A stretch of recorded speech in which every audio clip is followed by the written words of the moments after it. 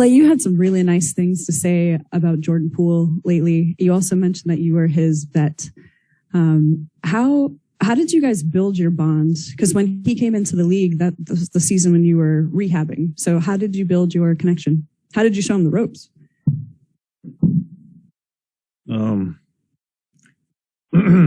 Well, you just by default spend so much time with your teammates that as the years go by, I think that bond just naturally grows. And being JP's third year and seeing him work every day, it's made me very impressed. Klay, I'm sorry, what are you looking at? I was checking my text messages. Oh, excuse me. And to follow up there, Jordan has had a string of 17 consecutive games with 20 or more points. Can you describe how difficult it is to achieve that, especially with the other responsibilities on his shoulder? It's really hard. It takes great focus. Yep. It's true.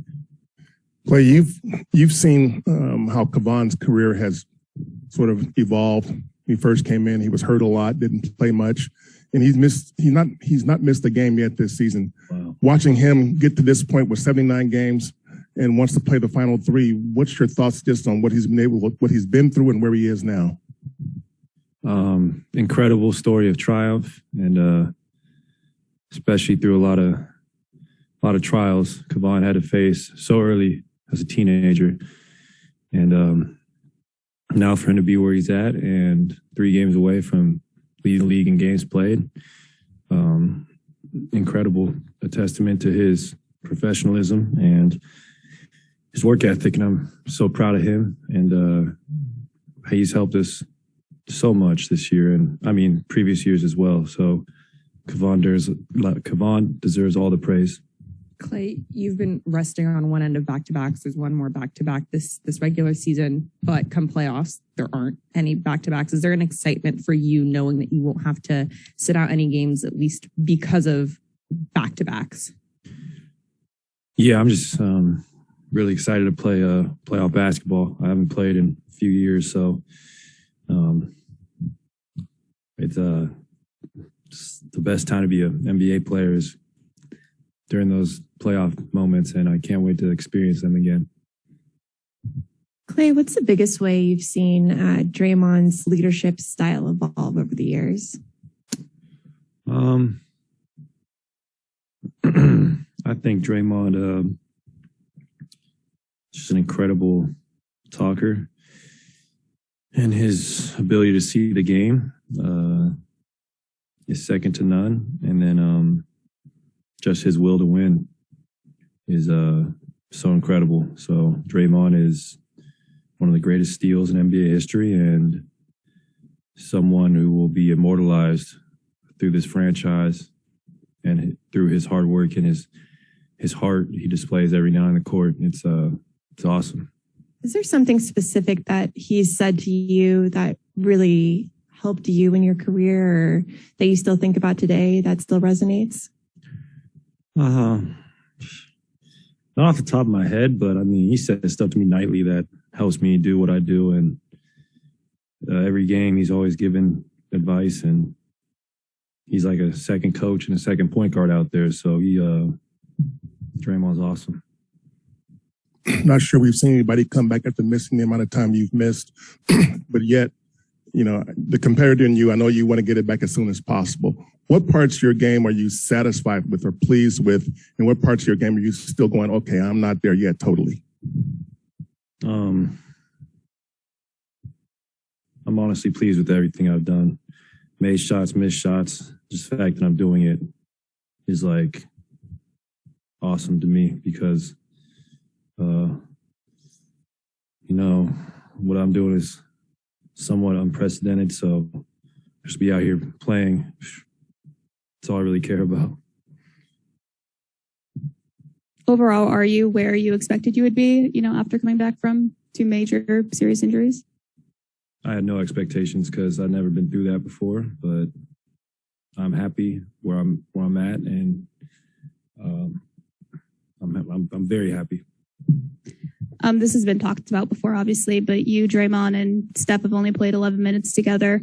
If or when Steph does come around the playoff times, how much are you guys going to just rely on that experience and history that you guys have had together? And do you feel like it's going to help? It's going to be like riding a bike where muscle memory is just going to kind of take over?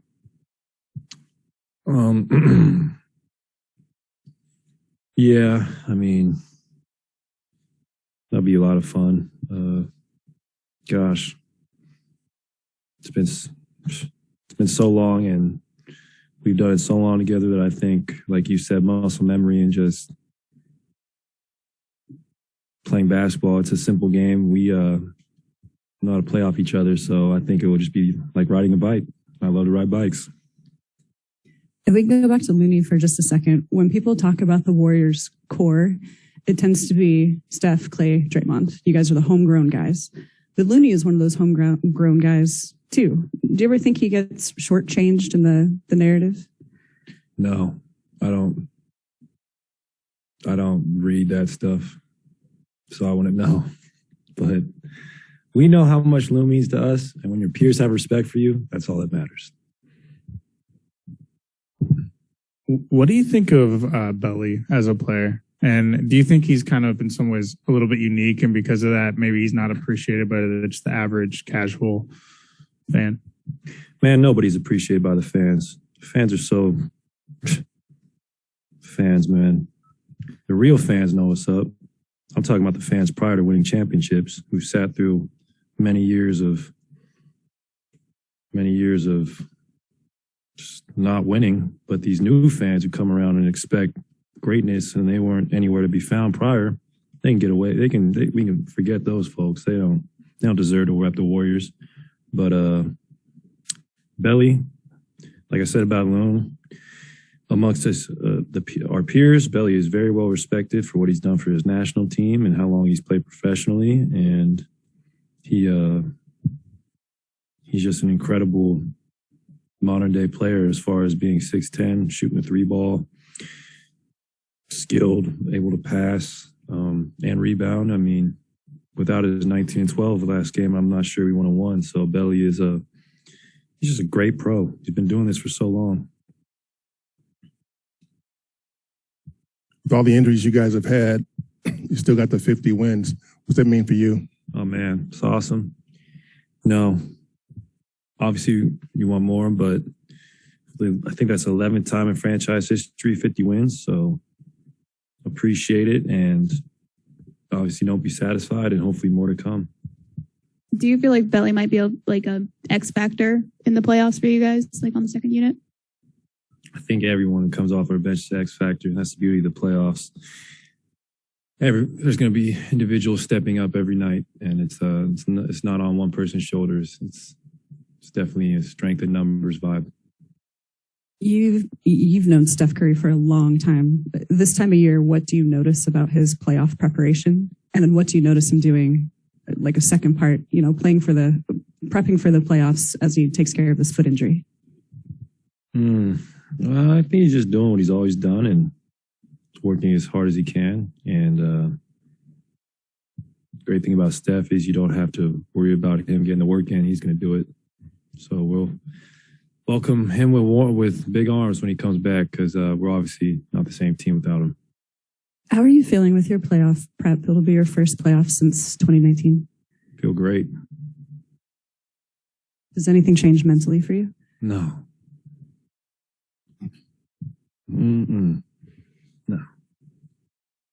Is that it? Nice.